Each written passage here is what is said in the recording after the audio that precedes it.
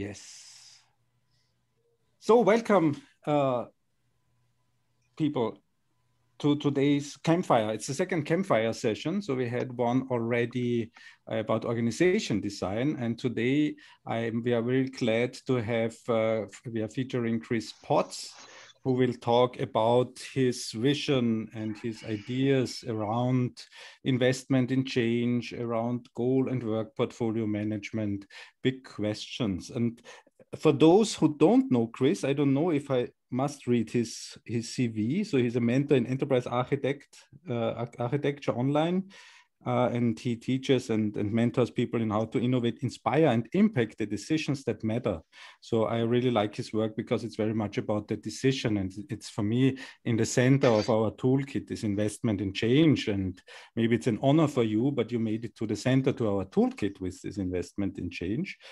And he is a longtime supporter of Intersection. So most of you know him from Paris, Berlin, and Lisbon, and the author of the Fruition trilogy, which is now a trilogy with 4 parts, but you will talk about this later on, hopefully. Yes, and so the idea of the format we want to do today is Chris doesn't like to show slides, so that makes it a bit too formal maybe. And this afternoon we decided to make it a bit like an interview. So I will ask only a few prepared questions and Chris will have good answers, hopefully. And maybe this will take, I don't know, 40 minutes, 50, let's see how long. And then you all can ask questions, and they will be on video. So be careful with your questions. They will be recorded. That's the idea. Any questions? Everybody feels comfortable and relaxed and has a beer ready. Okay, so welcome. I see 17 members, 18 members already. More than happy that this format works. Yeah, so Chris, welcome. Thank you. Glad to have you reactivated a bit in the field of enterprise design, enterprise architecture. We are very happy that it seems as if you maybe change the mind and come back to business, to real work. No, sorry, that's a bad sense of humor. But maybe my first question, all right, your term investing in change, that's what I've read in one of your book, made it to the center of the Intersection toolkit. It's one of our 5 phases after research and co-design. Then we have this investment in change, make decision. Every design is a decision. What does this term mean to you? Oh, okay, firstly, I never went away, but I had to sort of stand back from enacting the enterprise that I used to run. Because between it's I actually think I posted on LinkedIn the other day, is that you have to sort of apply this to our own enterprises sometimes. So about a year and a bit ago, sort of thinking about signals and scenarios, I figured out that my old enterprise that I started 20 years ago, its structure was no longer fit for purpose. So after a lot of thinking and sort of risk thinking, I thought the best thing to do is close it down and sort of start to build again. So why I disappeared, I mean, I could have ended up in some completely different field. I did try a couple of other things, but why I disappeared is because I had to sort of apply all of this to my own particular enterprise because it was going wrong, you see. So, you know, the numbers were telling me it was going wrong. I had a feeling it was going wrong and so on. And the scenarios, actually, that was all done before COVID. So when COVID came along and would have probably given me even more problems with my structure than I had already, it just sort of confirmed the value of scenario planning because you think of various things and something else comes along. Anyway, thank you for noticing I'm back. That's always a risk you take, is you come back and nobody notices. Like, well, it's possible. Anyway, thank you. Right, your question, Wolfgang, get us going. Investing in change is what people do, or they don't do. So in the context we're talking about, let's say that, well, let's go, I mean, I'm often working with people who are investing in change or they're not. What they're trying to weigh up is when we want to achieve something, is it better to take a risk to change or take an alternative risk and stay the same? So there's all this weighing up going on, whether people know they're doing it or not, which is all about, in the end, taking a risk or sacrificing something. What I'm going to do is actually use stuff that you can find in the public domain because they're in the books that I wrote and so on, rather than suddenly conjure up something you've never seen before. So in the third book, Defriction, there's a picture which people use to discuss this, chief executive and somebody else, in which they recognize that to achieve their strategy, that a sort of continuum of, on the one hand, investing in stability, keeping things the same, or investing in change, changing things, all of which has to achieve in total whatever their goals are. So, you know, investing in change in isolation, we have to be careful that, of course, a lot of investments are made in stability, where people say, well, actually, we're going to take the risk of staying the same, as opposed to taking the risk of changing. So the people we're talking about could be anybody, could be you or me. See, there's me a year or so ago thinking, I think I'd have to invest in some radical change to my business structure because I can see it starting to go wrong. I'd rather have stayed investing in stability, actually. It's the easier thing to do. To say, actually, I'd rather keep going and make my thing work that's working today, but at some point decided that was more risky than changing something. So investing in change, what it means to me, is we're talking about anybody really deciding whether it's better to, is a bigger risk staying the same, or it's a bigger risk to change when they've got a set of goals. I hope that was a good idea to say that, but that's what it really means. So it's about people, really, taking risks. Yeah, okay, thank you. And you talk a lot about goal portfolios. So this term, and also I think this goal portfolio management might have made it to Intersection Toolkit finally. And how goals are related to value types. Everybody's talking about value and business value and customer value. Why is it not enough to focus on pure customer value? And why do we need these other types? Okay, I'm going to break that down a little bit. Firstly, investors have goals. Again, they don't know what they are, or they do know what they are. And usually when you're talking to investors, you'll say, what are your goals for making your investments? Now, in stocks and shares, for example, where a lot of the investment theory comes from, a lot of the investment practices come from, the goal is really to end up with more money than you started with at any point in time. So it's about money. When we're talking about enterprises and the changes they invest in, most of the time you're going to end up with less money than you started with, not more. You're going to end up with happier customers or a more compliant enterprise or, let's say, happier employees, or a better structure, all sorts of goals that people have when they're investing in stability and change in an enterprise, which, unlike stocks and shares, are not directly driven by ending up with more money than we started with. So when I've worked with people, this goes back 1996, I think I first did this at a company I was working for at the time. We started to ask people, why are you investing in these changes? Apart from we'd like to, it's often, we like them, isn't it? You know? We want to be faster. It's like, okay, there's a reason.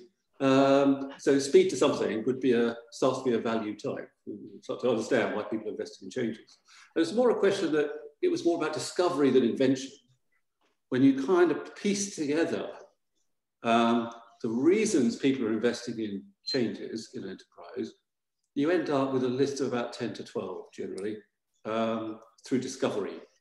If you end up with a lot more, you've either got things that aren't goals, or you've got fragmentation or repetition of goals. So this is based on discovery rather than invention. So you end up, before you get to actual investments, with every enterprise has a portfolio of goals that they're investing in to achieve. And that was all done, as I say, I didn't make that up. It's just what you find when you do this.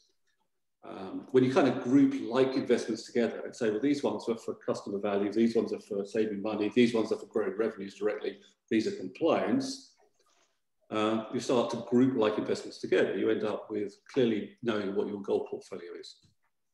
Now, value types are simple, it's very simple language I just used.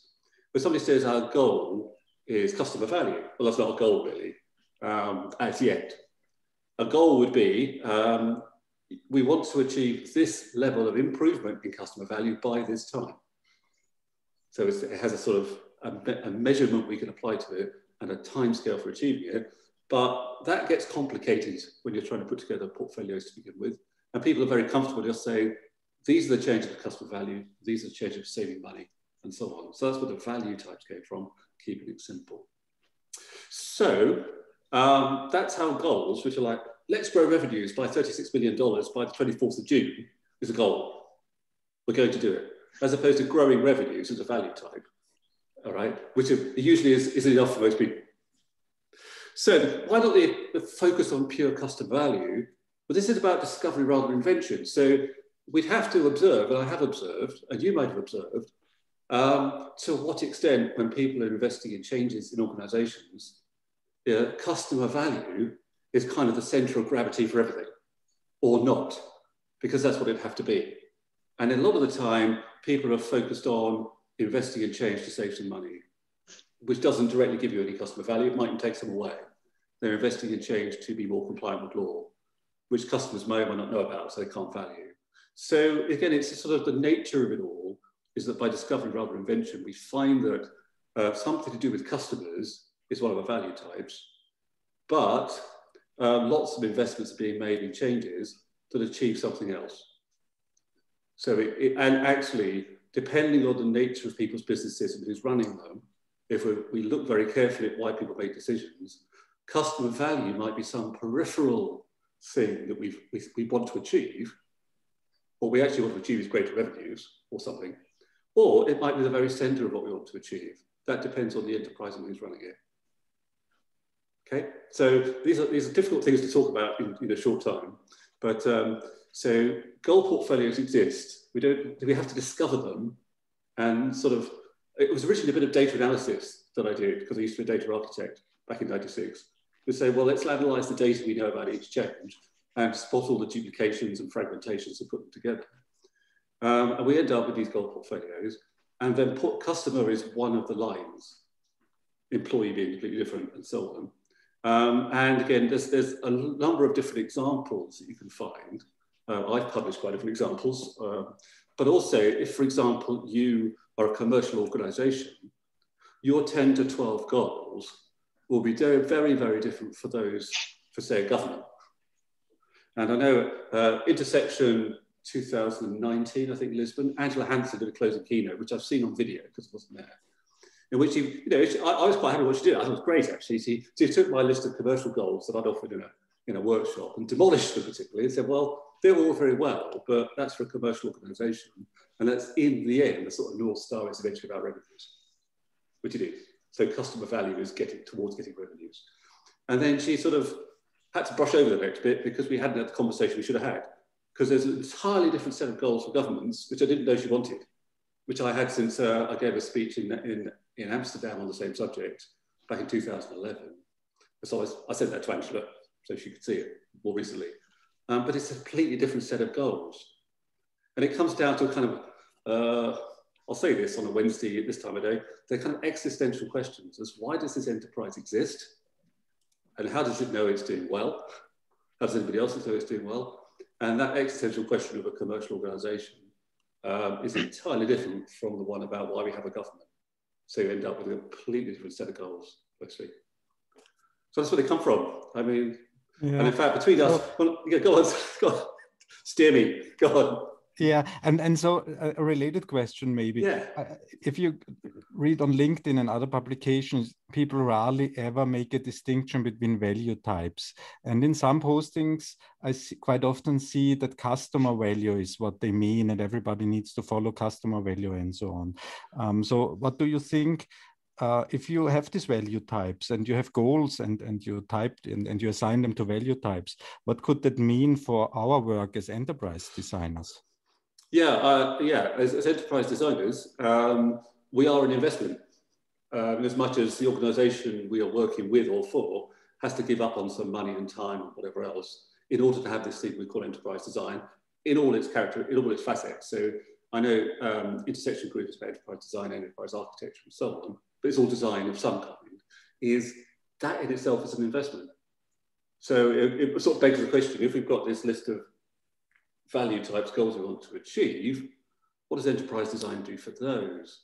And in particular, because it's not some sort of theoretical question, given our priorities for our goals, what is it we need designed that means we can better achieve our goals than if we didn't have it designed? So it becomes a very, very sort of tangible question for people about the goals they've got, the priorities they've got, and what they need designed. Then they'll value enterprise design and enterprise designers. Yeah.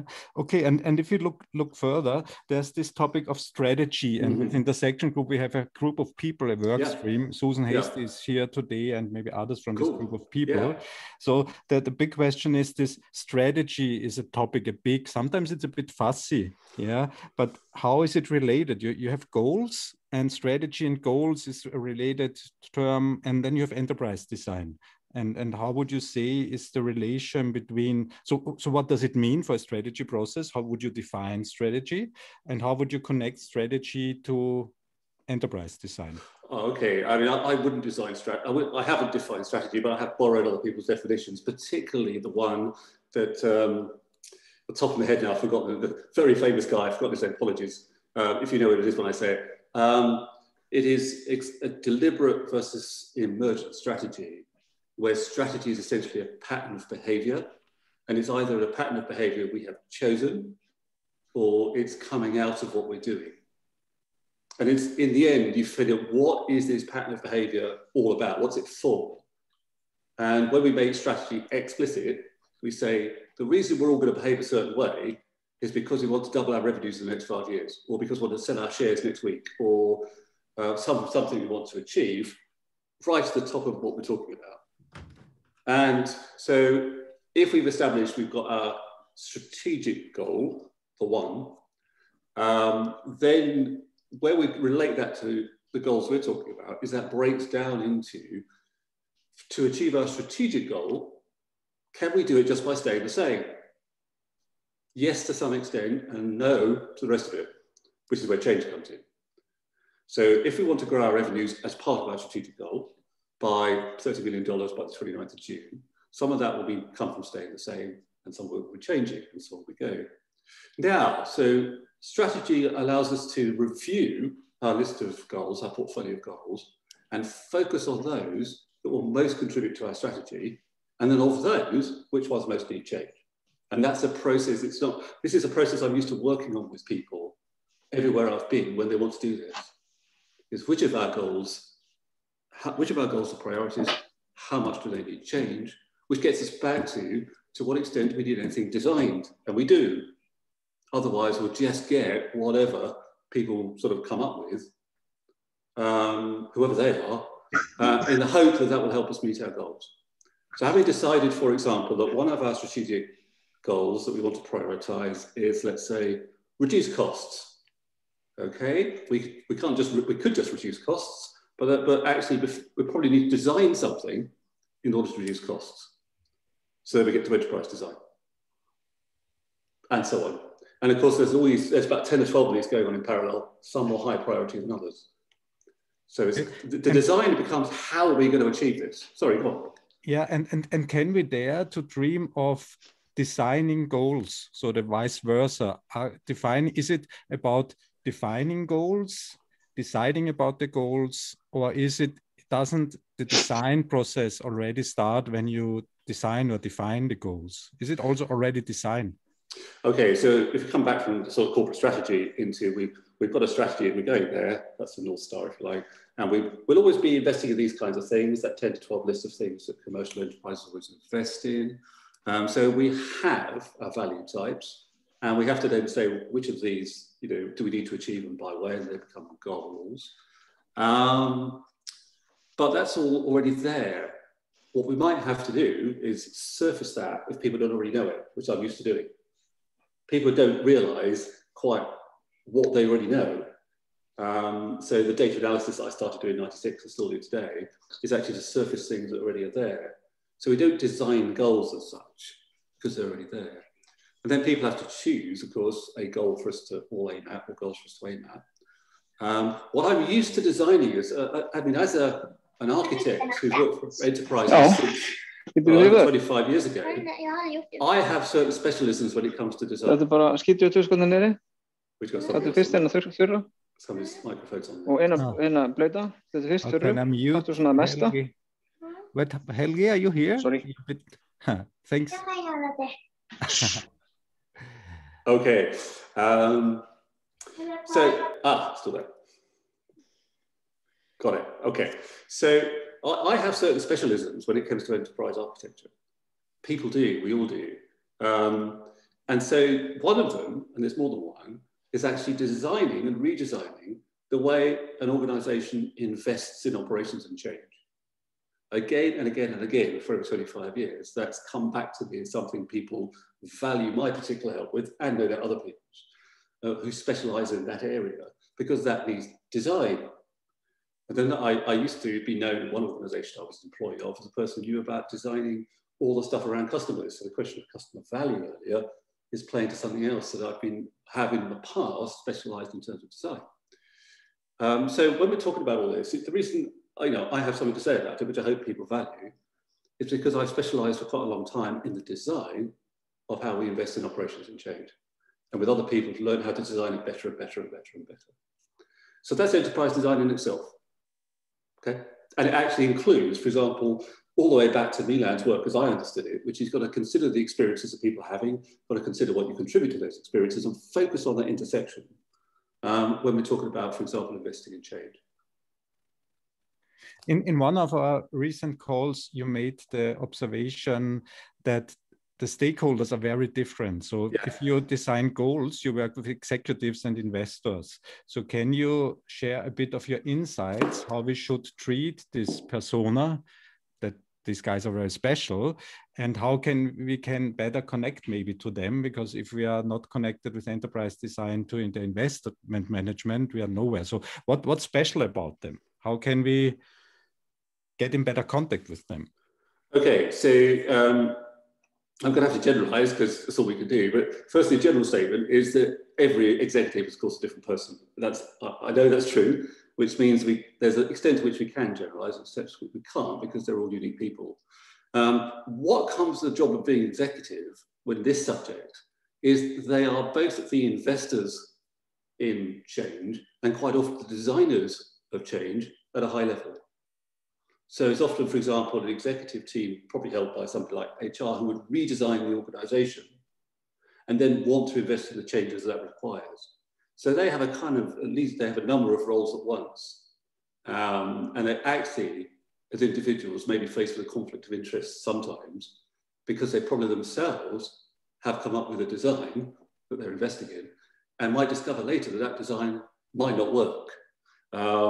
But they're the ones who came up with it. They are personally invested in that design themselves, right? So they have this sort of, we know they have as individuals, this sort of conflicting roles when it comes to this subject, because they're designing things and investing in them. And being individuals, I got some training when I was still an employee of a company back in the mid-90s.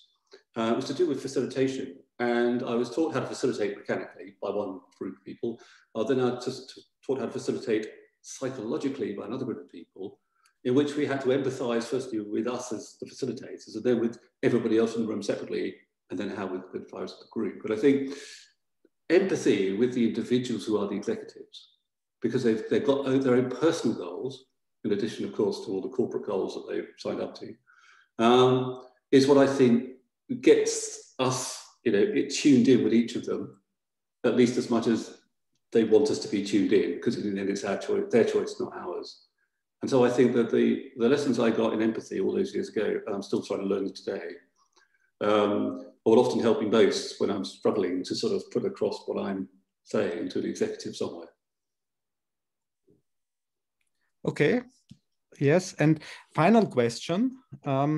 Your recent publication, Locomotion, so I don't know if it's a paper or if it's a book or so. For me, this is a major shift from goal portfolios to work portfolios. Yeah, and I highly recommend this paper or book to anybody. It's available for free. Mm-hmm. And in one of our last call, for me, this was really mind-changing, this observation, because I drew a picture with enterprise design maps in the center, and your message was, maybe enterprise designers, we shouldn't think we are the most important guys in the company, and there might be people, ordinary employees, that work every day and they have a to-do list and they need to run the business. And then you made the observation that it might make sense that they pull us into. So I really liked this term. So how can we, and maybe you can say a few words about this work portfolio management, and how can we make it easier for them and to connect with those people to get pulled into. So that was the term you used, I think, in that. I did. And I mean that is we need people to pull us in. If we just turn up and sort of try and push ourselves in until it becomes pull, then we'll struggle to make an impact. Okay, well, a number of things at once there. So thank you for the mention of locomotion, the encore to the Fruition trilogy, written sometime later than the original. 41 pages, counts it as a novelette, so it's a book. But you can call it what you like, I don't care. What matters is what if anything anyone makes of it. And rather like everything else I've tried to say, is that what this is doing is sort of surfacing things we already know and have experienced, but in a way that might make others aware of what we already know. The only invention in all of that is the storylines, because they're fiction. But so, for example, when I was a customer service manager, and I'm going way, way back, I'm talking like the 1980s, because I'm quite old, you see. So back in the 1980s, I was a customer service manager. I was responsible for what my customer service department achieved with an ongoing sort of mix of operations and change. And back in the 80s, we didn't really distinguish that much between them like we do now. It's become, from my experience, more recently that people kind of split out operations and change and made them a bit kind of like two different sort of streams of work, two different sets of goals, two different ways of measuring success, all sorts of things. And then when I was, later on, I was working, when I was I joined an IT department later on, and I was running what we call the claims team. It was an insurance company, in which me and my team were again responsible for both the operational aspects of claims and the change aspects of claims in one team. So we're surfacing again what we already know, that operational managers have always been responsible for achieving what they have to achieve through an ongoing evolutionary collection of operations and change. What we seem to have witnessed is a kind of separation in the way those things are valued and governed, but they still come together somewhere in an operational union. So people are used to having, it starts life generally as a projects portfolio or an agile portfolio. It's a collection of changes of different types that we want to invest in. We kind of wanted to make sure that it's lifted up and made into generic, and it's actually about change, not the way it's delivered. So that gives you a change portfolio. But eventually, if you go down that journey, you get back to where people started, you know that somewhere out there, it's all one thing really. It's all customer service, it's all finance, it's all HR, it's all something, and a whole set of all the goals that you usually start with in a change portfolio apply just as much to operations. They should be the same goals. If they're not the same goals, it might explain why people are struggling. If you've got changes around growing revenues, they have to be added to what you're achieving in terms of revenues from operations to make one goal, and so on and so on. So essentially, this is mainly about surfacing experiences we've all had somewhere or know about, and sort of playing them back to each other to recognize the truth of what actually happens. So that's where I got it from, really. So when you've got people who've got a portfolio investments in change in one hand, and over here they've got something different, which if you look at it carefully is a portfolio investment in operations. When you say one portfolio, one set of goals, one way of measuring performance, you have to think, what do you call the combinations of operations and change that you're actually investing in? And that's where it kind of goes, work. There are different types of work, usually done by different people, but it's the total of the work that's going into operations and change that will either achieve your goals or not. That's that one. Now, one of the things I think was also happened is that, at least in some organizations, is accountability for the results we get from changes we invest in actually rests with the operational managers, really, but it seems to be taken away from them somewhat in some organizations. If IT were accountable, or I don't know, somebody else, strategy were accountable or something. But you have to have accountability to the people who actually can deliver the results that you're looking for with your goals, whether it's from operation and change. So it gets quite forensic, because we have to be very forensic. Have a look at people's job descriptions, have a look at people's annual objectives, and see whether they actually include what we're talking about. Because to get enterprise design pulled into somewhere, it must offer something that people want or need to achieve, and that will come down to what their job description says, or they understand their job to be, if there isn't a full one, and what their current annual objectives say, if they have them. So one of the things that sort of appeared in Locomotion was the sense that we better check that people's job descriptions include what we're talking about. Otherwise, it will forever be off the table. If you don't need enterprise design to achieve what your job description says and your annual objectives, you don't need enterprise design. So that's what we have to focus on in our own design thinking. And indeed, I've worked with people over the years to review and change job descriptions, without which we could possibly achieve what we designed. Yeah, that's an interesting one. And recently we've had some discussion because our mission statement as Intersection Group is we help people to design, to create better enterprises. And we've had some discussions what better means. Yeah, and better could mean that we take our own ethics as the measure and say, okay, we want to do something for humanity. We want to do something for the customers. We make the world a better place and so on. But that's all fine. But if it's not related to the goals of the companies, we won't be successful. So to me, and that's one finding and maybe a comment, is for me, better means better compared to the goals of the companies. And that's why I think that goals are something very important for enterprise designers to be involved in designing those goals. That was one of our questions. So we should also be able to impact the goal design process. That's one of my opinion. Yeah, so I think for now, I'm finished with my questions. My idea would be just to open the session now to the 20 people we have here. So I would invite everybody to ask your question, and I lean back and listen to your question, and let's see what kind of discussion will evolve. Great. Just ask people, please.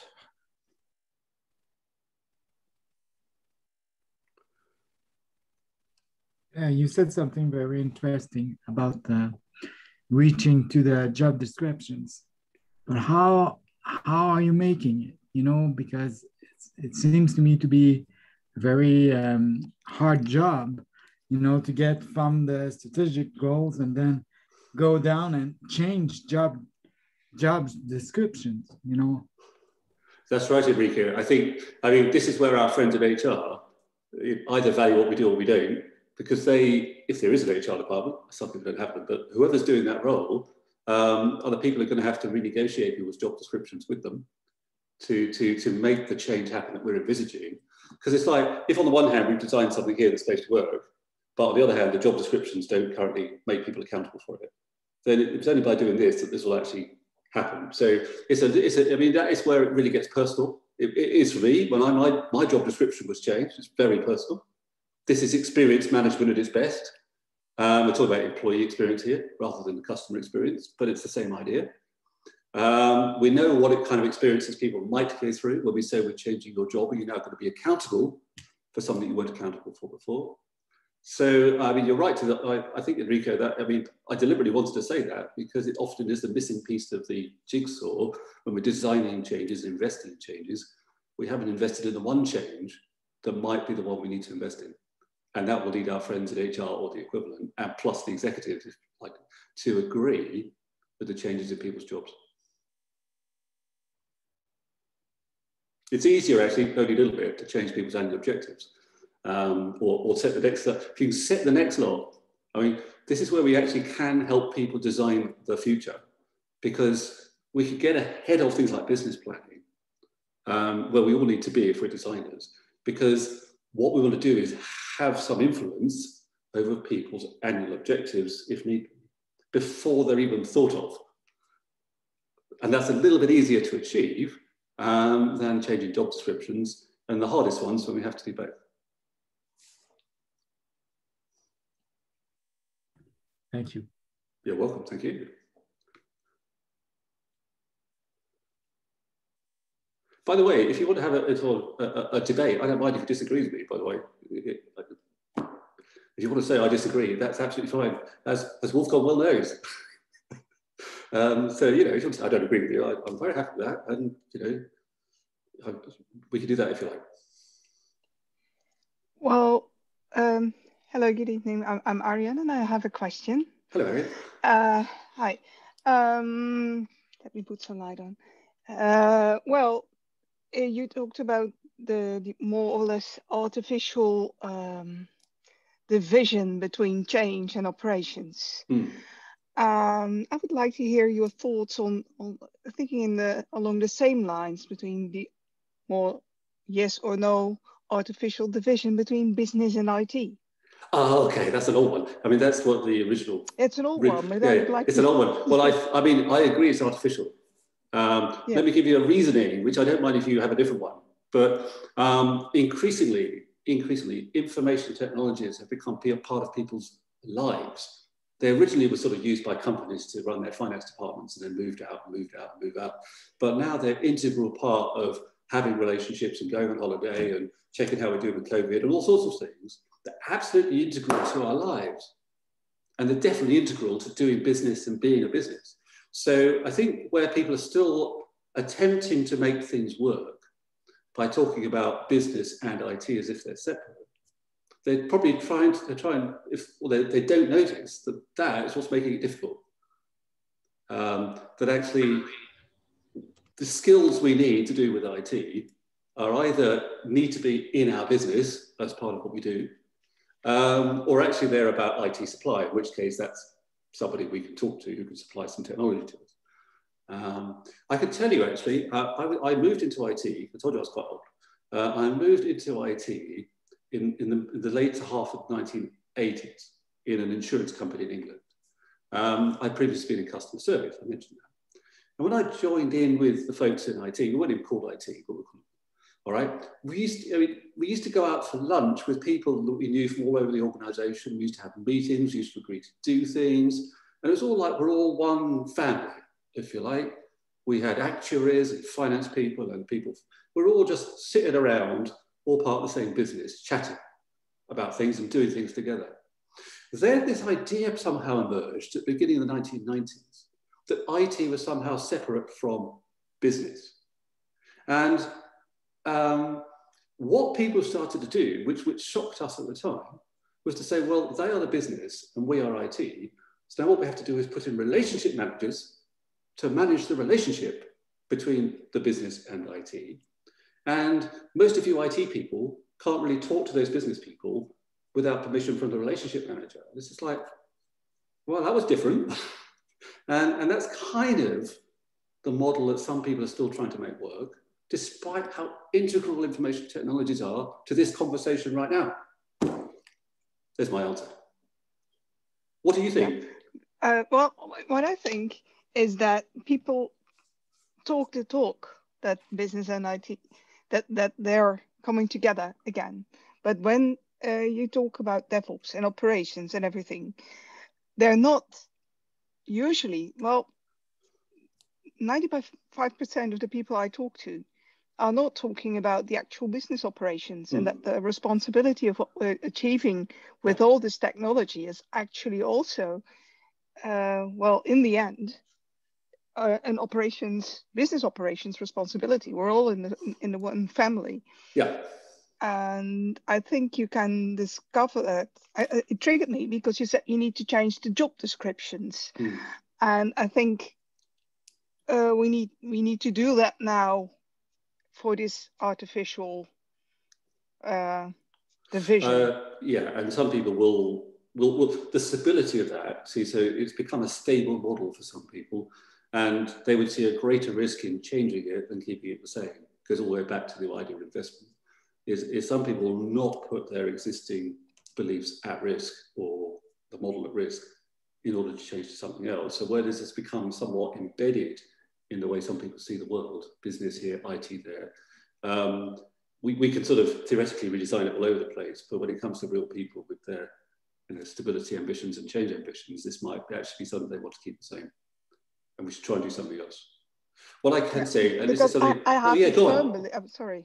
No, I have a firm belief that they put these intermediates in between because they were there to manage investments in IT. And that's why you're not allowed to talk. So there is that. There was also sort of communications management, as if IT was a separate company and it was trying to have a brand and communications management. Now, there was a company I worked with, I can't name them, where they had this is back in 2003, where we wanted to innovate in the way they actually organized IT with the CIO, that's working with the Chief Information Officer. And they called it an account management team for the relationship management. And the next generation of model for the IT department, investment became the most important thing you wanted IT people for, but it's not all of them. I mean, there's investing people, there's sourcing people, there's supply people. There's actually very few. So what they did is they said to the IT account management team, you are now going to become our IT investment team. We're going to rewrite your job description. It's got a new title. You can learn how to do it. And the people in the course team are people like executives, and they really wanted to be relationship managers between some people who otherwise wouldn't get on.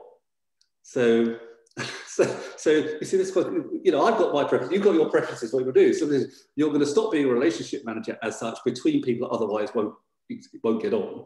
You're going to have to become the investment manager, which actually means actually going out and working in the businesses, for the businesses, as part of the businesses, because they're the ones making the investments separately from whoever's left in IT, who's either sourcing those requirements from the market or the people actually delivering change in IT. They're really, I mean, you might tell I'm quite passionate about this for many, many reasons. Here's the biggest reason why I'm passionate about this. Since I can remember, people in IT departments and companies have found or come up with absolutely brilliant ideas about how to do things better in their business. Enterprise design being one of them. Enterprise architecture, DevOps, Agile, portfolio management, originally project management, Princeton. There's these brilliant ideas that find their way into IT departments, or they think of them. And what they tend to do is make it work in IT. And then the idea is when it works in IT, we can spread it out to the rest of the organization. So we spread out architecture, spread out design, spread out portfolio management, all sorts of things. Now, in some organizations, that happens very easily. In some other organizations, there's this kind of invisible wall or barrier in which when the IT people say, we're now good at whatever it is, project management, and it's time to share it with other people, they hit some kind of wall and it bounces off. I think if I've spoken to quite a lot of people, as we all have probably, about Agile delivery of software at the moment, Agile in general, and it's absolutely brilliant. I mean, the energy in it might not be the answer to everything Agile, but the energy in it is absolutely brilliant, and the thinking behind it is brilliant, but itself is starting to bounce off this invisible wall where the brilliant idea that's behind Agile would otherwise find its way out into the rest of the organization, who then decide what to do with it when it gets there. But that never happens because it just bangs into this wall that we can't see. And that's happened again and again and again. And the more people think that business and IT are separate, I think the more this imaginary wall exists. And we then undervalue a lot of the capabilities that are in IT. And they never find their way into the business as a whole, which absolutely, I mean, you can tell how passionate I am about that one.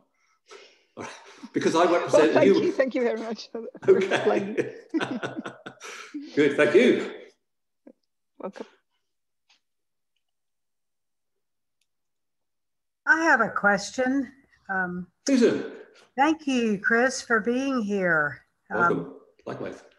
And so you brought up capabilities, and so can you speak to, from where these gentlemen and ladies are sitting, how do they go about the due diligence process of unpacking the constraints and the resources available to the organization? Okay, it's good. Just remind me of the people you want me to talk about. Give me some, if you give me one or two roles that I can be thinking about with you, then I'll be able to answer better.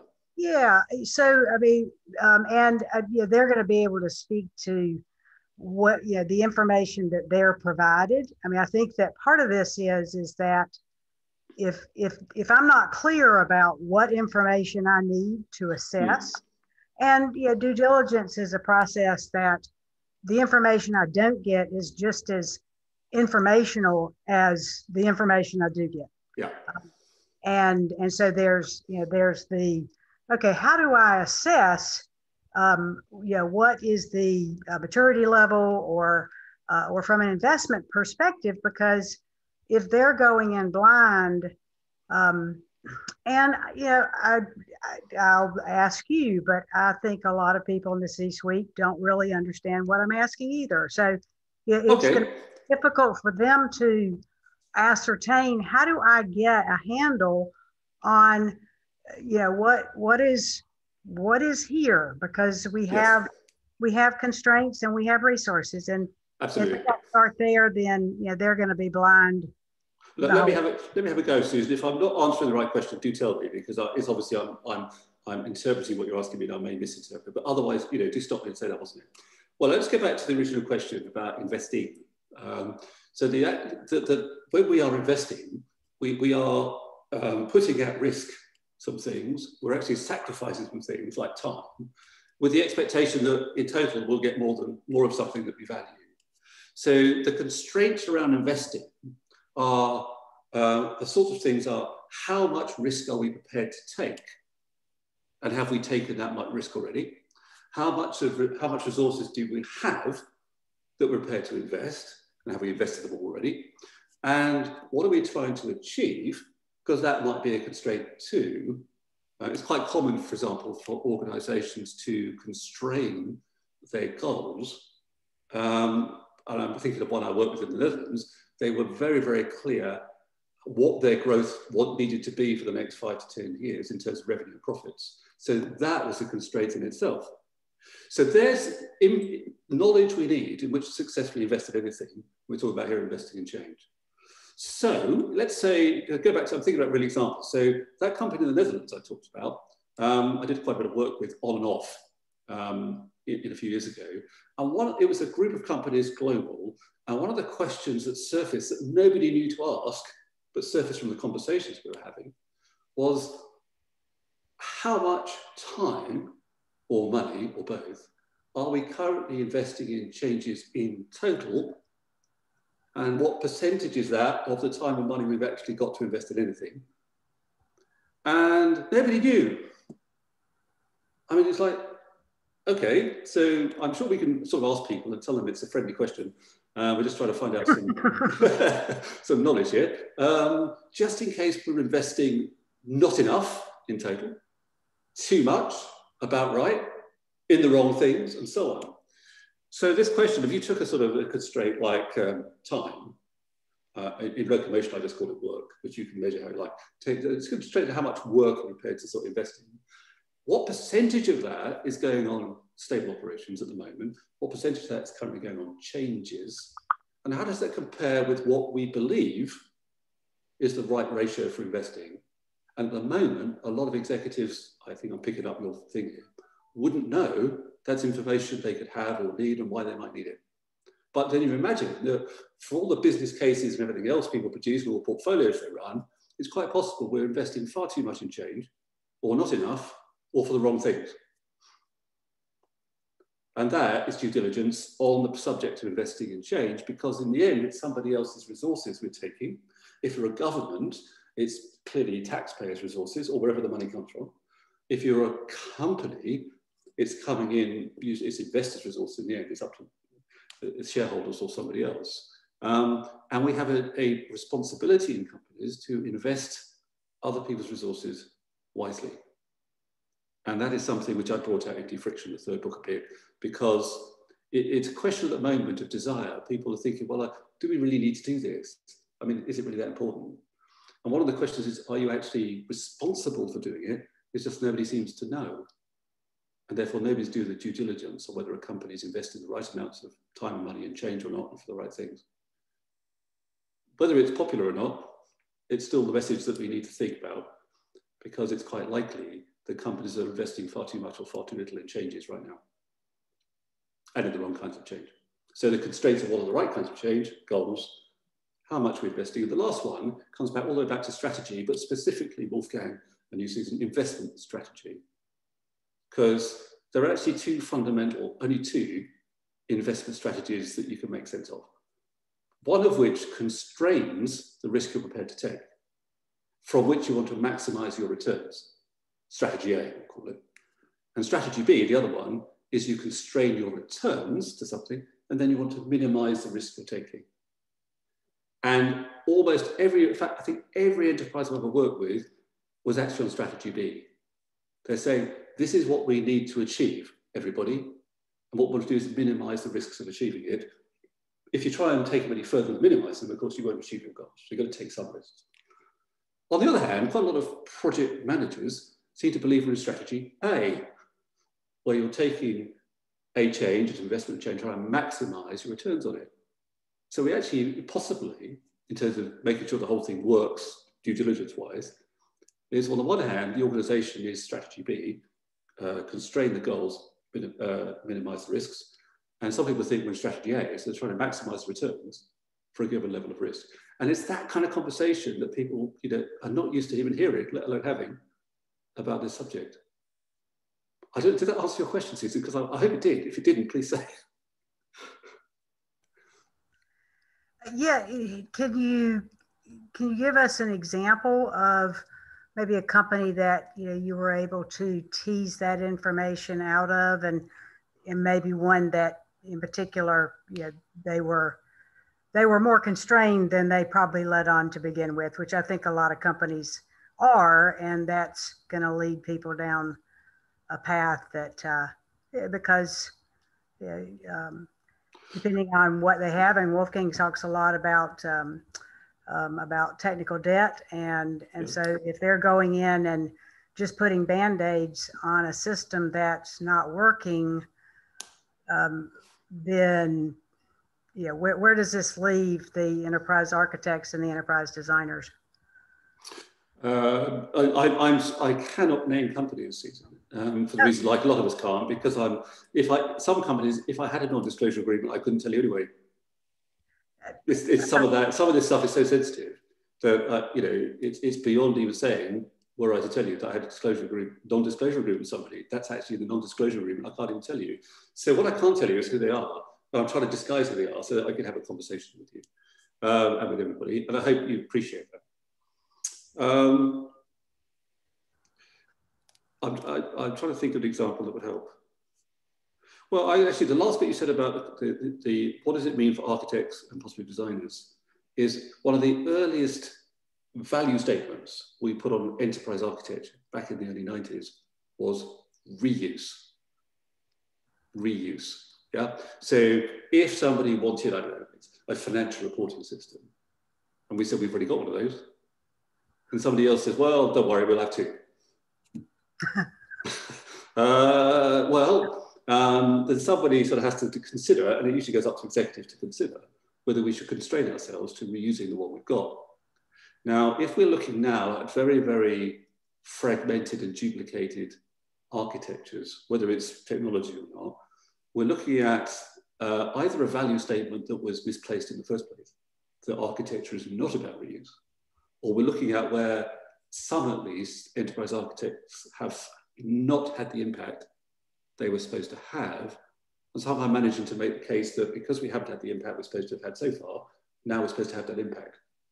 Depends how long they've been doing the work in that particular company. But reuse is what makes sure we only have the number of financial systems and email systems and everything else we've actually chosen to have. And as far as possible, they are actually coordinated and coherent rather than fragmented and very, very disparate. So we be careful about the subject because it was one of the original value statements for architecture. Is by reusing what we already had rather than keep adding to it, we'd end up with a simplified organization and a more efficient organization, which is still true. We would. But doesn't this very much connect to your value types? Yes.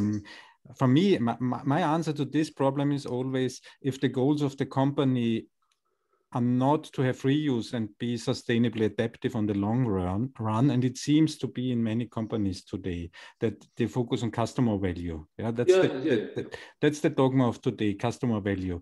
And for me as an enterprise, and for many of us, it's hard to make executives to explain them this reuse, this adaptive structure. And if it's not in their goal to also invest in this type of value, and if you don't balance your investment in immediate customer value and in structural value, in reuse, in adaptive structures, then for me, it's no surprise that the situation is as it is. I think reuse itself is not a goal. I've never seen it as a goal, and I think when it appears, people go, I don't think that's a goal really, when they're looking at it from a sort of goals portfolio perspective in the way the company's run. It may, obviously, if architects established it as a goal for enterprise architecture, and then some have achieved it better than others, let's say. But it's not actually a goal for the company to reuse things. It's actually, it needs to contribute to the efficiency of the company or the costs of the company, or indeed the value that the customers see because they're only using one thing, not 5, or anything like that. It's not a goal in itself at a company level, or at least I've never seen it. Some of these things appear on the list and then disappear again. And that one, if it ever appeared, has disappeared again at company level. We're not reusing, we don't have a goal about reuse. We have a goal about efficiency. We have a goal about customer. We have a goal about employee, and so on.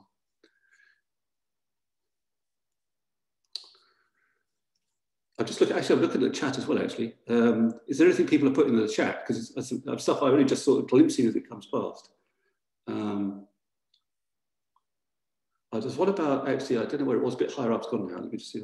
About coming up with things that are not necessarily goal. Oh, Milan, to the rest of me and you, is inspire and generate options that might or might not become our goals. Actually, I'd quite like to explore that one, Milan, if you could perhaps give us a bit more about it. No, I was just reacting to Wolfgang saying, you know, we shouldn't, as designers, we shouldn't impose our goals on the people leading the process of the enterprise determining their goals. So we should help them design their goals, but not the whole enterprise actually. Bottom up, top down, and so on, and not like as a designer say this should be your goal. But then I said, and that's maybe inspired by design practice, as we talked about many times, Chris, that I think, you know, our role is also to inspire and propose and generate options for potential goals, and not just say, oh, that's your problem and we help you with the process. Yeah, when we look at the way people trigger changes in their organization, they're often triggered by something that has already been designed. So somebody says, let's invest in SAP. There's a design, you see, it's already established. Or let's invest in a new app or something. And the actual idea is expressed as a design. Now, the chief executives and other executives I've seen who've seen that coming will ask the people proposing the investment for options and say, our goal that we're prepared to agree to is we're happy to invest in a change that improves efficiency by 10%. Now, your idea is one idea. Can you provide us with 2 or 3 more ideas that are different for achieving the same outcome? Now, depending on the culture, some people are not used to that, say SAP about 10 times over until it comes in, or whatever else it was. Other people go, oh, optioneering, here we go, this is fun. What it does require people to do at the outset of the whole process is commit themselves to the outcome they want to achieve and be flexible about the design. Then you can value enterprise design specialists who can come in and come up with alternative designs for achieving the same outcome. The challenge facing enterprise design can be that by the time somebody's talking about a potential investment, it has already been designed. Somebody's named it. We're going to do 3.6 of 1.7 of that. It's like, it's got a name, and it's not just let's grow revenues by 10%. It's we're going to do this, which is design. So if we're going to make this work, we have to make sure the culture around investing in change at the very beginning is a culture around optioneering based on outcomes, not deciding whether a particular design, it could just be 1 sentence or 2 words, has a business case. And a lot of what you see in organizations is people have taken an expression of a design, and rather than question what the options are, they're looking to present a business case. And as long as the business case passes the process, that's what we're going to do. Optioneering is probably usually done to prove that the original design is the right one. So somebody presents a business case, the executive say, well, what are the options? unless somebody has a different motive. They'll be just saying, well, this is the best option because of something. The really mature cultures are ones where the executives know, or whoever is doing it knows to ask, what alternatives do you have for us for achieving these same outcomes? Because it's the outcomes we're investing in, not the change. And that's where designers come in usually, to present alternative options. But that's now linked to culture and how people are expected to present their ideas for change and investments in change.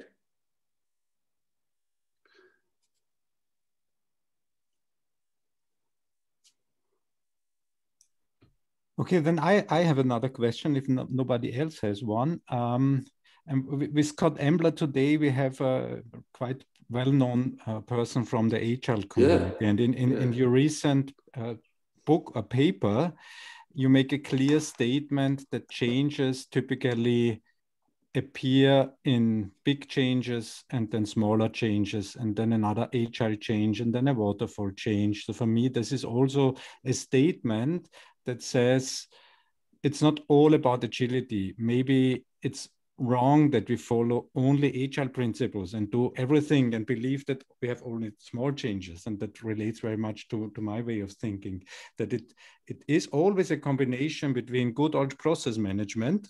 That's what I understood in your book. So PMI and Gantt chart, and you have a big transition, and then you have more agile changes, and it's going like this. Can you say a few words about that? Okay, I mean, most of my trilogy in a bit doesn't talk about how people deliver change. The whole thing is about how we design the way we invest in change and how we progress through different maturity levels, what our culture's like, and so on.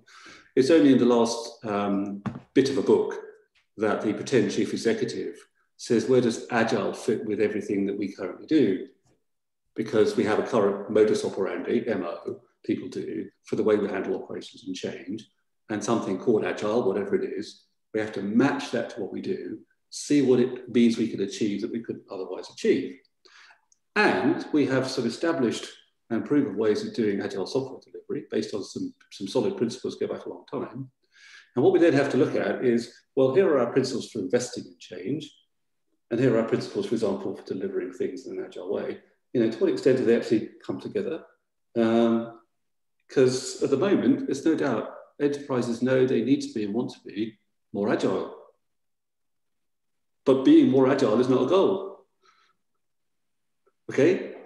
If you went to the sports club and said, I want to be more agile, they would say, at what?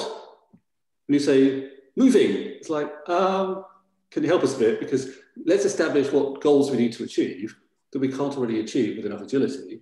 And then we can apply what we know about agility to the goals that we can't currently achieve easily enough. And then we get very focused on the kind of agility that we need at the moment, from which we can then lift what we know about agile delivery of software and general agile principles and see, you know, where it comes together. I think the thing about investing in change and the process of investing in change, it has to be a disruptive process. When people talk about disruptive innovation, for example, they're talking about, you know, the innovation actually managed to disrupt what happens at the other end. So a disruptive process for change has to sort of confront perhaps people's desire for stability. So the commentary of that particular book was that we probably need more than one way of disruptive change, and probably at different speeds. So people have got terms like waterfall, we've got improvisation, we've got agile, but they're not actually necessarily in competition with each other, they're actually for different things. So what would be a mistake, I think, and I have seen some people, I think, trying to do this, it's my interpretation, is they're trying to say that sort of the traditional way of doing change and agile change are actually in competition with each other. It's actually they're highly complementary. It'll probably destroy both if we're not careful, or one will win and the other one won't, but it will be destroying something. When we need to have options for what the velocity of changes we need, how often we need change, how experimental it needs to be, and absolutely certain we need things that can disrupt the existing stability at different velocities. Why? Because if we take our list of 10 to 12 goals, we're trying to achieve them at different speeds. Some are very regular, like they might have a monthly goal we need to achieve, or a quarterly or a yearly goal. Some we have to do as and when we find out about it. Others, we've suddenly find we need to achieve something we thought we'd already achieved. So different velocities is what matters. And I think I'm an architect, right? So I look at all of this as how everything fits together and what might be a reason why something works and why it doesn't. And I mean, Scott, if you disagree with me, please disagree with me, because I'm not the specialist in what this is about. But where we need changes at different velocities, any method based on a singular velocity will need to coexist with other methods based on other velocities. We can't afford to try and be disrupting stability in one way at one velocity, because it's unrealistic that that will deliver us what we need. So really the commentary was not about, you know, it's not really about agile, waterfall and so on. They're sort of names are given way, different ways of doing change. It's looking at the velocity with which we need to achieve each of our goals, the certainty with which we know what to do. There's no good experimenting when we know what to do. We might find out we were wrong, but we're not going to experiment. I don't experiment every time I get in the car and drive it. It's not, I mean, I might get it wrong, but it's not an experiment. So, you know, not everything we do that's change is an experiment. Not everything needs to be quite so iterative so often as agile often seems to want to be, and so on. So, you know, that's my view from a sort of structural point of view, is different options for implementing change based on how fast we need to achieve each of our goals.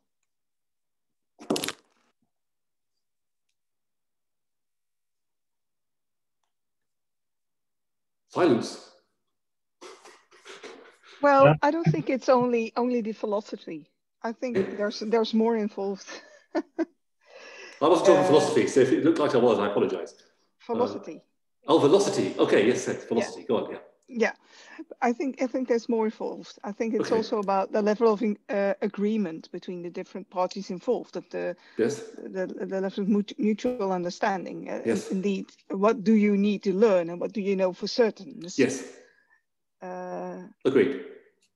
So, well, because if we slowed down and tried things out, that actually we knew what to do, could do quickly, that would change the velocity. But I do agree, it's not just about velocity, but the heart of it all are the things we need to achieve when we need to achieve them by, that need any changes at all. And that's what's setting the speed and the direction, which is therefore velocity. And that you know, it will face certain inertia. We're going into physics here. Well, agility is physics. I mean, it's come from physics. It's come from physical things. So we're sort of taking physics and applying it to a concept like an enterprise, which, if you know Jos Atman, he told us 2 years ago, but not quite this way. So we're kind of applying Newtonian laws of motion to change in an organization or the organization itself, and recognize that there is inertia, there is momentum behind what we currently do. So whatever way we want to do change, it has to disrupt the current inertia, in fact, disrupt the current momentum. And that isn't just about velocity, obviously, but it comes down to how fast do we need to achieve revenue growth, how fast we need to be compliant, how fast we need to make employees happier, how fast we need to improve customer value. They are different timescales, different milestones, and so on. And I'm absolutely with you that it always has been a matter of understanding as whether people, for example, who are constructing the change ever quite understood what they were constructing the change for. And that could be cause all sorts of problems, because we all thought we knew the answer. It's just we all had a different one. But yeah, I absolutely agree. Absolutely. Yeah, exactly. Yeah. Actually, I'll tell you what, I've actually tried to talk at portfolio management conferences, and there may be some portfolio managers here, but it's my experience I'm talking about. And whereas the goals portfolio that we started with, whenever I put it in front of executives, they will leap forward and look at it and say, where are all the numbers? And it's really sort of engaged. Generally, enterprise architects, when I work with them, say, oh, no, this is what we need. It's actually interesting, because when I've put it in front of at least portfolio management organization, PMO people I've ever met, which is not all of them, of course, it kind of doesn't quite take it quite the same way. It's kind of interesting. So the worst case scenario for this is that shall I say this? I'll say it. The worst case scenario is the people that supervising our investments in change turn out to be the constraint on us getting any better at it. I say that carefully. On that note, Chris. Yes, Nick, how are you? Hi. I've got a question on that. So you were talking about, designing how organisations invest in change, and very often there's a governance structure and a governance process around Absolutely. which is there to control and make sure they don't up, but in fact, in many cases, may not necessarily be producing the right results. How often do you run into, you know, the challenge of needing to change that governance structure or governance process? And that's, in my experience, quite a hard thing to change as well. Okay, always, but usually we're trying to find the smallest changes that will actually make the difference.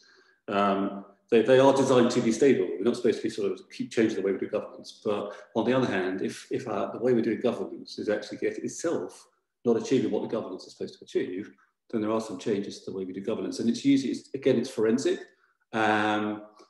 Examples from the real work that I've done with people, where people are using business cases, where they want to make a change. One of the changes I would recommend, or they may even conclude themselves, they need to replace that with an investment proposal. People say, what's the difference? It's like, good, now we're talking. All the way to, I remember one company I worked with, we actually got their business analyst working on that requirement. And there was a brilliant business analyst, can't name them, her name was Linda, I believe the first name, who I gave this to. And she sort of went around talking to people about what they required and what I talked to people about what we needed to do. And she came up with this brilliant design for an investment proposal that was entirely different from a business case, with the approval of finance, that actually we're talking about two entirely different things. And it's that kind of thing in the context of the rest of the governance structure that could start to make a big difference, because executives are now looking at either the same questions in a different order, or in some cases completely new questions, which appear in an investment proposal that don't appear, or in the wrong way, in the wrong order, in a business case. And it's that kind of forensics design that we need to focus on if we're going to make a difference. Because changing the whole of governance, most people wouldn't tackle that. Just as Locomotion, which is a fictional story, but draws on experiences. It's sort of, there's a chief executive in there, I wouldn't bother with the story, but he sort of reflects to his enterprise investment team, because they've got one. He says, there's something very wrong with how I deal with change. People think change is something unusual. Well, it isn't. I mean, it happens to us all the time. We make some changes happen ourselves. It's all part of running a business and living a life. I mean, what are we doing? And what he's working towards, because he's just taken over the company from the predecessor, is he wants a singular, efficient governance structure for operations and change together. Because what he observed in that particular fictional company is a governance structure for operations, there's a governance structure for change, and then they kind of come together sort of somewhere there. We're trying to make sense of what they're both telling us, when in fact it's the same goals and the same resources and the same risks that we're governing in both cases. And so he gets his team starting to rapidly redesign something for him, so he can take it around as a proposal, in which we're going to have a singular efficient governance structure for the two together. Because at the moment, it's become quite factional in some companies. They're the operations people and the change people. This is how you govern operations. This is how you go and change. When in fact, in the best run companies, it's all one thing. Thank you. Thanks. Are you able to elaborate slightly on the difference between investment proposal and business case? Because I thought that was quite interesting. Oh yeah, okay, so let's okay, so business case usually starts, somebody says, I've got an idea. Somebody says, what's the idea? So, well, let's implement version 6 of, you know, whatever software we're talking about, that's the idea. Okay, so how much will that cost us? And what will the benefits be? It's sort of like business case. That investment proposal, firstly, we start to change the order of the questions, because that's the wrong order if you're an investor. Somebody says, I've got an idea, and we go, okay, but what's it worth to us? Meaning the benefits come first, right? But in fact, what we actually do is say, what will it contribute to our goals? Because we're investors. People say, didn't know you had any goals? It's like, okay. So we go back to the goals portfolio. And so in an investment proposal that this lady Linda designed, which I did give her a steer on, we replicate the list of goals into the investment proposal template and get people to tick off which goal they're primarily going to contribute to with their change, before they tell us what the change is. We don't want to know yet, because they say, I'm going to contribute to our revenue goals. We can tell them straight away not to bother, because we've got enough operations and change at the moment for a revenue goal, so we don't need another one. You wouldn't find that from a business case. The second question then is, okay, so we're happy with the contribution you want to make. What's the investment you need to make that contribution? Time, money, whatever. And we say, oh no, that's far too much. Or no, we don't believe you. And so far, no idea. We don't care yet. And eventually we get to, okay, we like the value proposition, which is the contribution to our goals. We're happy with the kind of risk we're about to take if we want to take it. Now, what was the idea again? We go, oh no, we don't like that idea. Come up with a different one that achieves the same kind of value for the same kind of investment, which is where we get back to Milan's point about we need optioneering because they've already designed the idea in a business case. And that's the wrong way to start. And there's more to it than that. Yeah, but it's actually different, the same questions in a different order, and then some other questions which you very, very rarely find in a business case. The most common you won't find in a business case, in my experience, that appears prominently in an investment proposal is what is the probability that this investment is going to work as an investment? People say, because we haven't asked them to say that before. So let's say, I don't know, I'm looking at Wolfgang. It's top left on my screen, Wolfgang. Wolfgang is making an investment proposal to me and my friends, and we're the executive board. And we say, Wolfgang, what are you going to contribute to our goals? You go, oh, this. We go, oh, good, because we need that. And what do you want us to put at risk? He goes, oh, good, because that sounds reasonable. What was the idea? Oh, okay. And what's the probability of working, Wolfgang? And he goes, oh, right, that's the one thing we need to know. Because what we want is some fairly certain changes that we know how to do, probably going to work, and a lot of quite uncertain changes. And some of the certain changes turn out to be uncertain and so on. So probability of the investment working is an investment proposal question. And then what you do after that in governance is you want to know as often as possible whether that probability is still the same. So you have traffic lighting on. We know we had this investment that was going to deliver a contribution to our revenue goals and so on. It started out with a medium probability of success. Has it gone up or has it gone down? Has it gone to zero? Because these probabilities don't stay the same. So the one thing you often don't find in a business case, which an investor always will want to be thinking about, is probabilities. And that's fundamentally what we want people, investment managers, to be managing, probabilities. Okay, so there's an example anyway. And people, I mean, I'm telling you, people really doing this because I've worked with them. I mean, it's much better than coming up with theories, because making sense of what people are doing and helping people to do it differently is why I can tell you this. A lot of people don't know that. I mean, a lot of people, I put it in books, other people put it in things. A lot of people still don't seem to know that there's a difference. And probably fundamentally, it's the order of the questions and the question about probability.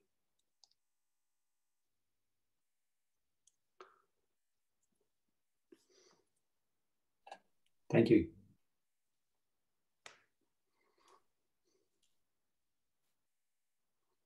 Okay, so some more questions. So the idea of the session was to have it for 90 minutes or so we still have some time for questions. I'm looking down what's been the most recently. Looking at Scott's actually, Scott, if you're there, Disciplined Agile, this and I only a little bit about it. I think if we get if you could come on the call, it'd be good to have a chat about that, because there's sort of two perspectives in all of this. There's a perspective that, and I don't necessarily what you meant, is now that we're doing Agile, we have to bring everything into Agile. That's what some people seem to be suggesting. Well, where does this fit in Agile? Where does that fit in Agile? The other way around, of course, is where does Agile fit with everything else? So if we've got governance already as a company, then the governance of Agile changes has to be integrated with the way we do governance, rather than the way we do governance has to be integrated with Agile. And any commentary on that, Scott, I find that valuable myself, actually. Yeah, sure. Just trying. You're there, Scott. You can. I am. Yeah, I was just trying to come off mute. Here, let me actually come on video too. Although that might scare everybody. But anyways, yeah, you're absolutely right. So it becomes an issue of how can you apply Agile in a range of situations and like far beyond software, far beyond IT, but also how can Agile benefit from the learnings of other areas? So Disciplined Agile is basically a hybrid. We adopt great strategies from a wide range of sources because there's great ideas coming from many, many different directions. And the question then becomes is how do we combine, and how do you apply these great ideas in the context that you're in? So the goal isn't to be Agile, it isn't to be lean, it isn't to be whatever. it's really to become a learning organization and to be the best that you can in the situation that you face, and always try to get better, and experiment. And some of those experiments fail, some of them do not, but always be trying to improve. And that is I believe to be the key, but easier said than done, of course. Thank you, Scott. I think you're right. I think the question of failure seems to, I was at an innovation conference, actually I chaired it some years ago, when somebody stood on the stage and talked about failure and failure and failure and failure and failure. And I did say to it, so I did say, is there any other word you could use apart from the F word? And she'd never been asked that before, because they could fail fast and fail often and fail as well. Because some things work better than others, and some things don't work at all. That's just a fact of life. So by keep attaching the word failure to it, we may be actually scaring people or something. When in fact, if we say, look, if it doesn't work, that's an experiment. I mean, that's what it proved, is it didn't work. That's as valuable to know as something that did work. So the F word, failure, I mean, I don't use it very often, might do, but if it keeps being repeated in connection with a particular subject, my experience is like innovation, people are starting to attach it to that subject. Innovation equals fast failure, equals failure. Rather than learning is in itself success. I actually remember, trigger a thought here, Scott. Thank you for that. Back when I was actively an investment manager in the last one job I had before I went solo.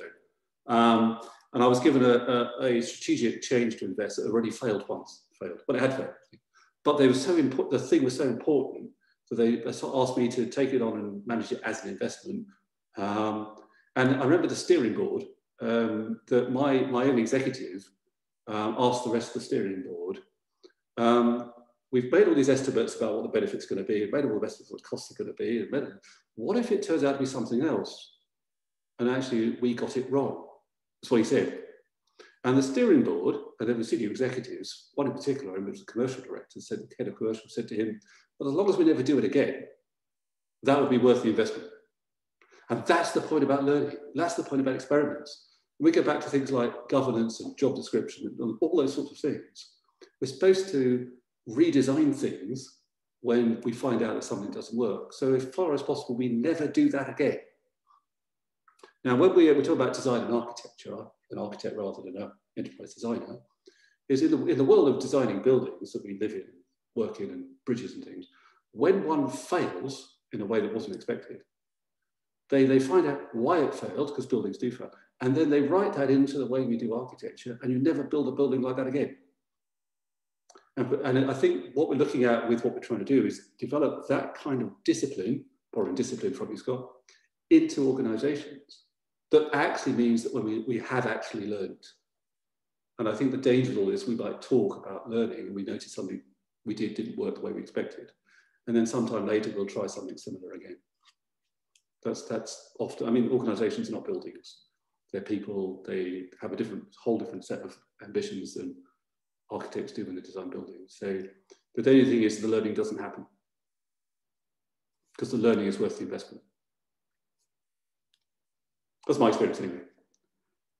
There you go. So Gottfried, yeah, sadly often experiments are done, results not documented or communicated. There's more than that, because I just said, I'm with you actually, it's not just documenting and communicating them. We have to make sure that it's written into people's contracts, job descriptions, objectives, the way we do things, the methods we use, that can never happen again in the same sort of circumstances. Yeah, it's a bit, well, it has to be tougher than we're doing it. And if people aren't prepared to be that tough, then we will keep repeating the same mistakes. That's the way it is. Yeah, Scott, yeah, absolutely. I mean, I'm sharing with you, and I know you have them too, learnings I've had by working with people all over the world. And they only leak as far as anyone's prepared to listen to me or read what I've written and think it's anything valuable. And that's the same for all of us. We don't seem to be very good at kind of learning from sources other than what we've actually done. Ambidextrous. Oh, Liron, I said your name right. Oh, it's a direct message, sorry. Yes, correct. Yes. Oh, you sent a direct message, so I think only I can see it. So do you want to make it public, what you've asked me? Yeah. But ambidextrousness as an organization. Yes, yeah. So what I was asking about was whether you have a view on investment case design. So a bit more specifically about how these investment cases are designed, other than the obvious that we've seen in enterprise innovation management models over the last 10 years plus. Okay, yeah. So I think a good example of anything. Yeah, go on. Sorry, I thought you. Sorry. Yeah. So I'm saying ambidextrous organizations, they're marked by the CEO holding control on both sides of the coin, explore and exploit, and managing the tension between the senior execs. Yeah, sure. I think good examples that I won't name names again, but you probably can think of some straight away. Pharmaceutical companies, oil and gas companies, and so on, are generally their whole business is based on exploration and exploitation. And some are only one or the other, but for example, pharmaceutical companies I've worked with, you have the whole R&D organization, which is exploration. And then you have manufacturing, marketing and sales, which is the exploitation of what they've learned. And there's have one CEO who's overseeing the whole of R&D and the rest of it. And that is, where we can learn a lot about how they manage their investments in potential molecules and potential drugs and things, and how much there is a fallout rate. Talk about failure, really. They don't fail. It's just, they have an idea for a molecule. It goes in R&D, and they test it. It turns out we're not going to do this, it won't work, or it'll kill people. So it never gets into exploitation. But they've put a massive amount of investment, they have to, into developing molecules and testing molecules, only to discover they're not going to work. So I think ambidextrous organizations that I've worked with a few, certainly oil and gas and pharmaceuticals come to mind as examples of what happens. Again, I've actually noticed that a pharmaceutical company somewhere was extremely rigorous about the subject when dealing with their investments in emerging molecules and things. And they had a completely different structure around investing and changing the organization, which was nothing like as rigorous, nor did it anticipate the kind of dropout rate you find when you're exploring before you get to exploiting. So all the stuff, Scott's gone now, I think, but all the stuff we talked about there about the way in which we sort of take a proposition, turn it into some change, we're now actually going to start exploring what we're going to do as an organization. Now we've changed. And then we'll actually manage to exploit whatever we find. So exploration in the context we're talking about all goes all the way from whatever somebody thinks we might want to do something, all the way to when we've put it live and discovering what's happening to it. And that, executives are on, perhaps they don't know, Laurent, that they don't know that that's what they're doing. They might think the whole thing is kind of like, we've got a business case, it's going to work, so let's get on with it. And of course, that would be, in governance terms, highly risky. Yeah. Okay, so people are already starting to drop off. Well, before they all go, thank you so much for the time, everybody. Yeah, so I'd like to thank everybody for your time and for the interesting questions. For me, this was a really exciting discussion, and thank you very much, Chris, for your time and your insights. We would be very glad if you be very active in the intersection group and help us with the co-design of the intersection toolkit and so on. And maybe message for everybody, we will have a monthly campfire sessions. So the next one will be probably the last Wednesday on May. And probably Scott will be talking about his take. So I invited Scott to give the next talk. And in that case, I think it's more the connection between enterprise design and the realization, the thousands of people that work in software development and in implementation. So how can we as enterprise designer get in touch and connect with the reality of their day-to-day work? So for me, that's maybe an answer, and maybe it completes the puzzle from today. And also for all of you, if you have any topic for the next campfire sessions, please send us a message if you want to provide a talk, or if you have somebody you want to bring in from external. So the idea is not only members can give talks, but we are always interested to have talks from topics that are related to intersection.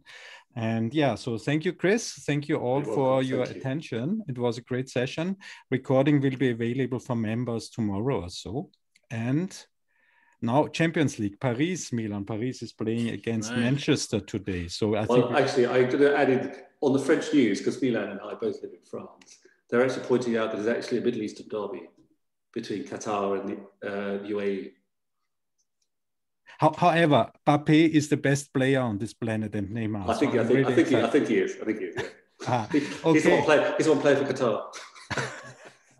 Okay, see you all next time. Thanks. And thank you, Chris. Thank you all. Bye. Thanks for facilitating, Wolfgang. Bye. Yeah, bye. Cheers, guys. Bye-bye.